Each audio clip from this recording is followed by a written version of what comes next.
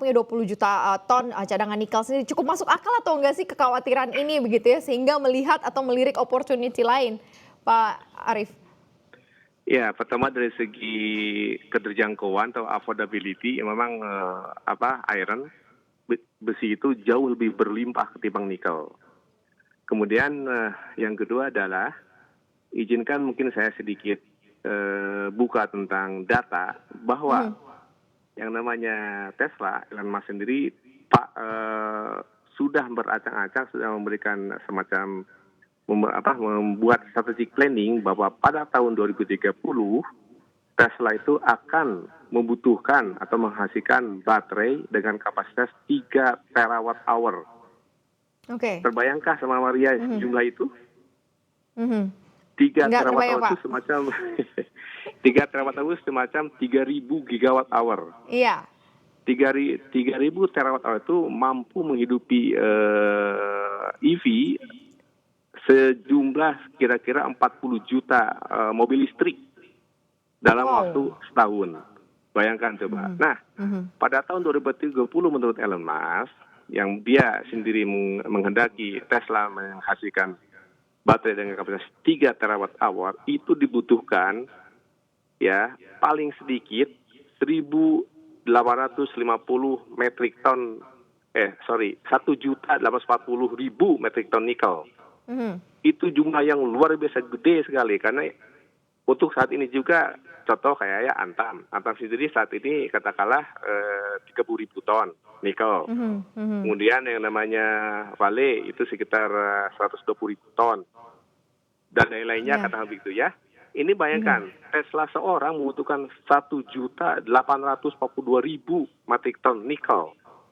Nah, khusus untuk baterai nikelnya itu tidak dalam bentuk nikel yang selama ini kebanyakan di Indonesia dalam bentuk NPI atau ferronikel atau nickel matte, tapi harus dalam bentuk nikel sulfat.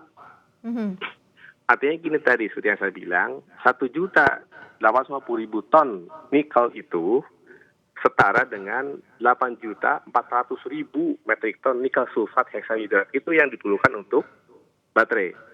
Jadi dengan jumlah segitu wajar kalau yang namanya Elon Musk itu sangat khawatir jika pasokan dari nikel itu sendiri akan terkendala karena jumlah yang dia canangkan sangat besar.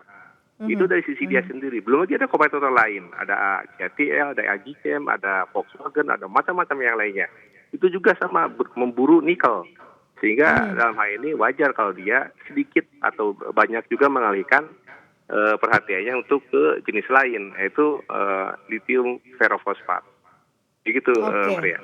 Karena mungkin kalau dilihat dari kemampuan Indonesia sendiri, berarti masih memang agak sulit ya, dan wajar begitu ya kalau ini jadi pemikirannya Elon Musk begitu, Pak Arief. Wajar sekali. Di samping itu, mohon maaf kalau saya sampaikan ini semacam kerangka berpikir dari Elon Musk ya, Tesla. Di samping mengejar masalah technical, komersial, dan finansial, juga ada hal lain yang dikejar sama dia, itu ESG, yaitu environmental friendly, social responsibility, dan good corporate governance.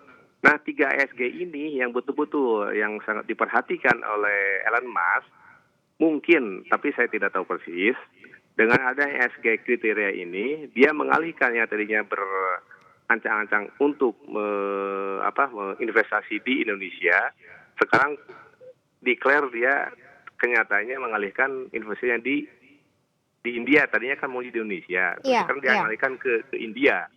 Karena mungkin dari segi ESG tadi India relatif lebih unggul ketimbang Indonesia.